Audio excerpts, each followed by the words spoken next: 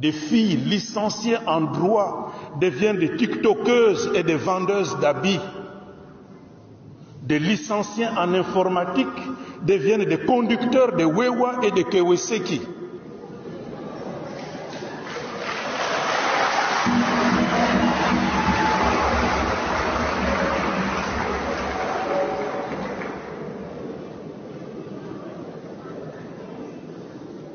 Dans les sociétés, dans nos sociétés, les compagnies qui restent n'engagent plus. Vous devenez des stagiaires à vie.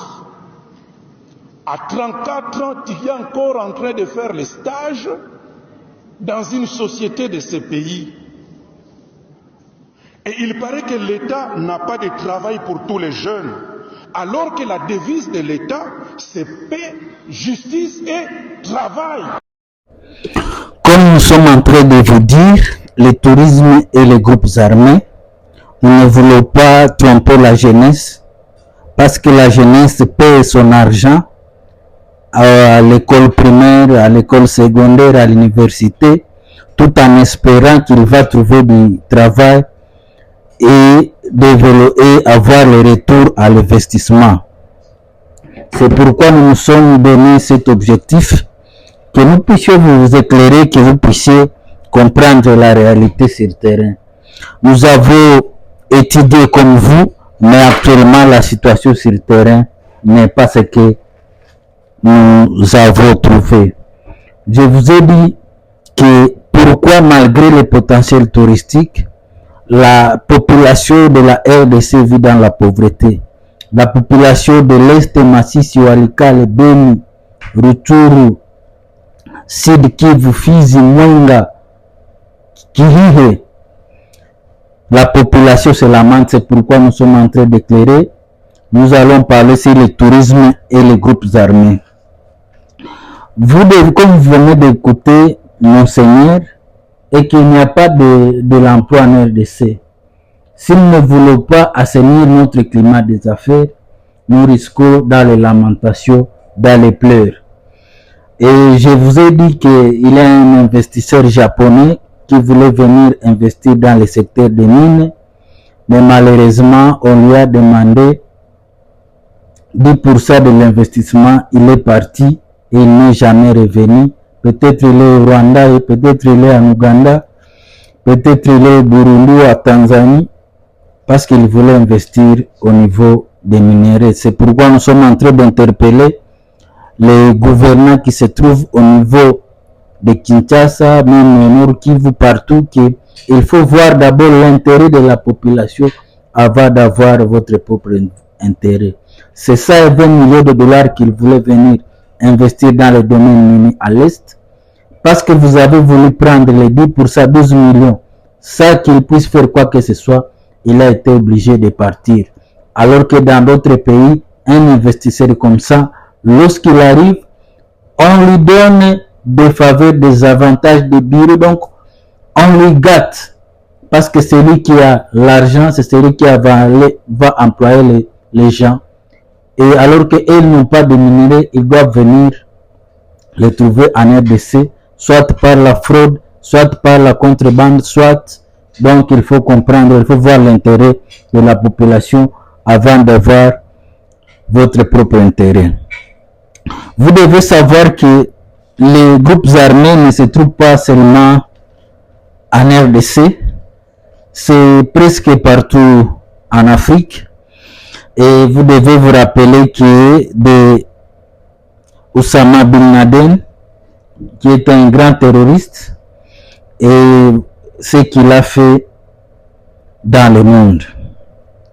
Vous devez savoir aussi qu'en Afrique du Maghreb, il y a le groupe Al-Qaïda, qui eux aussi sont des groupes armés et qui bloquent le tourisme dans cette contrée-là. Nous avons aussi le Boko Haram au Nigeria et au nord du Cameroun.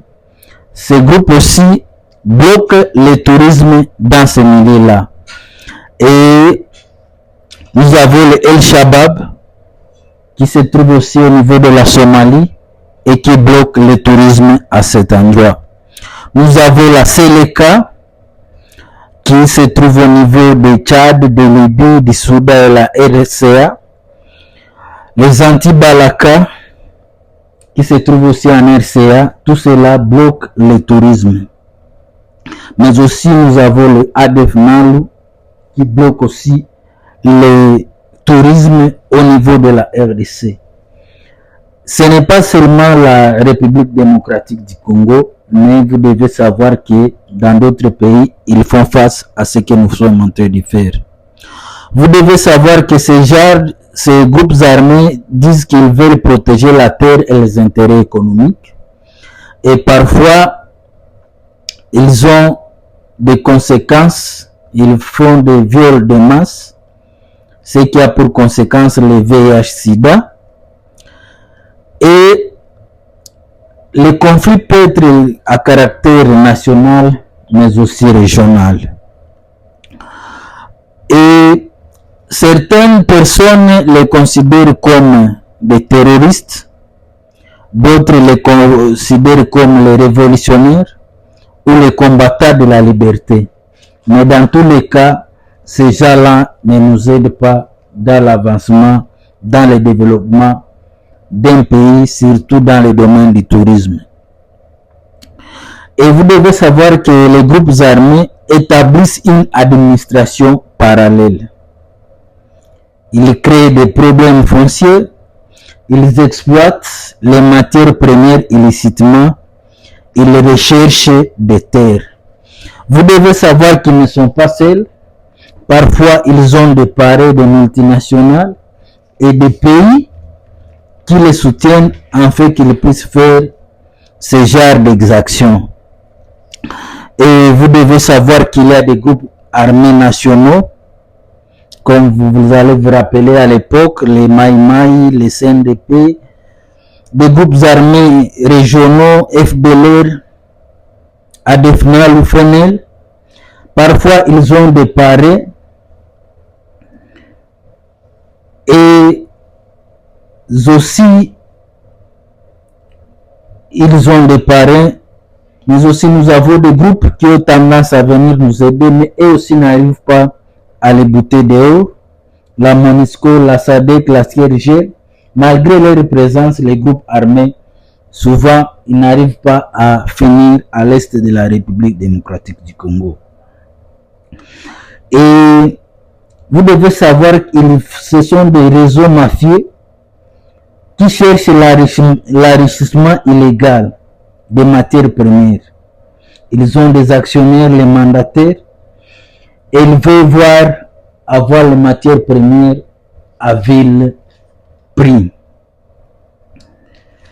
Et souvent, vous devez savoir que les groupes armés, ils occupent des territoires. Or, en RDC, certains territoires peuvent être plus grands que certains pays qui nous entourent. Et souvent, ils travaillent dans la sous-traitance des multinationaux. Et vous devez vous rappeler que avec l'image que nous avons, l'Est de la RDC est considéré comme une zone rouge, comme vous le voyez sur cette image, et cela n'amène pas les grands investisseurs à venir en RDC. C'est pourquoi je conseille à la jeunesse à ne pas toucher les armes, à ne pas nous tuer les uns les autres.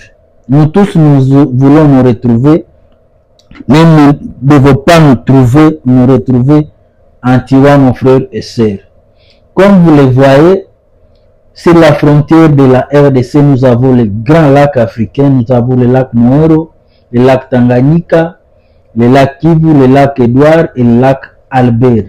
Tout ça, ce sont des frontières que nous devons protéger. Et il ne faut pas penser que c'est facile, c'est autour de 4080 km lorsque vous commencez à partir de Aba jusqu'à Sankania. Donc nous avons un grand travail à faire, mais vous devez savoir que les groupes armés, ils ont tendance à créer une administration parallèle. Ils veulent contrôler les matières premières, ils veulent s'enrichir vite. Parfois ils utilisent les pillages, les viols et les guerres. Et avec ça, aucun touriste ne peut venir dans notre pays. Merci de nous avoir suivis.